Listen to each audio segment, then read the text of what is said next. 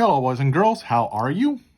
This is JC, and once again I have another Yoyofactory. I've been really into Yoyofactory lately, if you haven't noticed.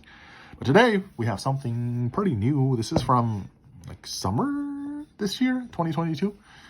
Yeah, it's fairly recent. It is the Switchblade. Now looking at this yo-yo, I realized I noticed something.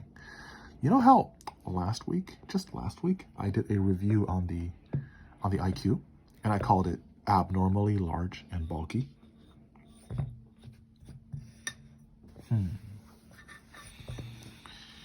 These have almost identical dimensions. The IQ is just a smidge, just a little bit wider, but they're very close. Yeah, so just going big and going wide is the trend now, isn't it?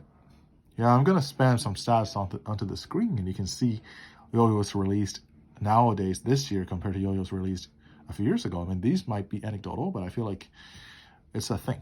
Players are gravitating towards bigger, wider yo-yos.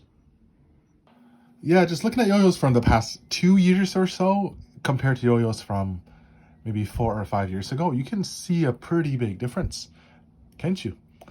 Because yo-yos back then, they would go wide. They would sometimes go pretty wide, but in terms of the sheer volume, they don't make them big like they do now. If you can see the Shutter Evo I have here, you have the IQ and the Switchblade, and even the Flame, right, from a little while ago.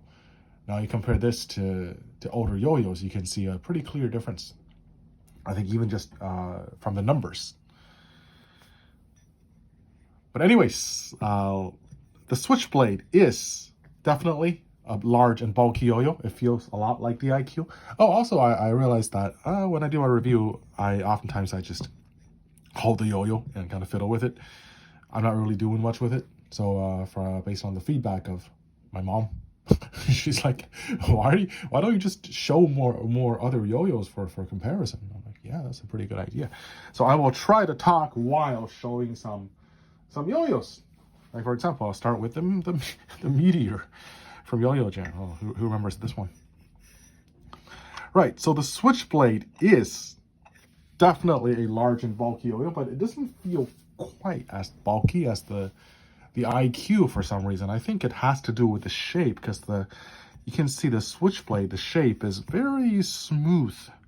At least relatively speaking, right? It's kind of the edgy shape, but the profile is a smooth profile with just a really nothing too extreme, unlike the IQ. The IQ was just not comfortable to look at or to hold. But the Switchblade, it's nice, right? Even though it's pretty big, right? It's kind of awkward. It's just a little bit awkward to hold. I think, relatively speaking, I was able to get used to the Switchblade much quicker than I did the IQ. Although it might definitely have to do with me reviewing the IQ just a week ago, and then now reviewing the Switchblade. And then the design, I'm a fan of the design. It's a really clean looking shape, and the clean looking, just the color and everything. And there isn't even any text on the yo-yo. It's just the logo of a Switchblade, I guess.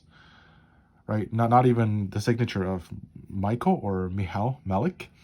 This is the signature model of I will say Michal Malik, who is one of the top yo-yo players from Europe, I'd say. And if you know his style, you would understand why he would go for this kind of shape, because he's not really going super fast. He tries to go speed, but you can just tell that when he tries to go speed, it's a little bit awkward. It's like not what he naturally likes to do, right? Rather, I'm pretty sure Michal likes to go for a more smooth style, more floaty style, and it's definitely reflected in the Switchblade here. Right, and if you just look at on the weight rings and the overall shape, you can see that there is a decent amount of rim weight, but it doesn't come as much from the weight rings. Rather, it comes from the overall shape, which makes the yo-yo feel more or not organic, but more almost monometal compared to a lot of the more extreme bimetal options out there. Right, and I think if you again look at Mihail Melik's freestyle or even his promo videos, you can see that he leans towards a more chilled play style, more flow rather than extreme competition. But he tries to go for super complicated tricks that are synced with the music. But I feel like this is not what he likes to do when he's just playing or practicing on a daily basis. Is maybe something he does for competition. Again, this is just speculation, but based on how this yo-yo plays, I feel like there might be some truth to that, because it's like it's not like a competitive yo-yo in the most extreme sense. It's kind of a balance between the feel and performance. Because nowadays you can kind of lean more towards personal preference, lean more towards the style you like, rather than going all the way 100% rim weight, 100% stability. Because even with again 80% yo-yo, it's still more than good enough for competition.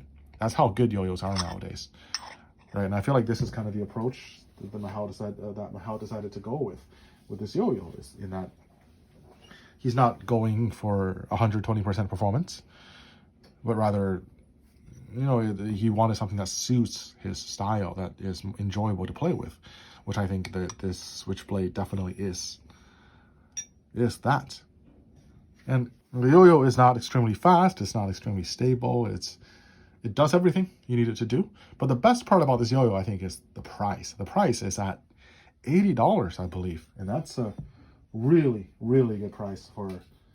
I think that's a really good price for a yo-yo, especially a full-sized bimetal, right? You don't see a lot of bimetal going for lower than 80, and this is again a full-sized competition throw. So I would definitely recommend trying the Switchblade. Again, it's not super fancy, right? It doesn't have any of these crazy design choices like Yoyofactory tends to do nowadays with all the crazy material combinations or the wild shapes. It's just a nice, comfortable, big bimetal yo-yo that does what you need to do for the most part. Yeah, so I think it's an excellent choice. Whether you're on a budget or not, it performs as well as any yo-yo that is $120, $140. So yeah, definitely recommended.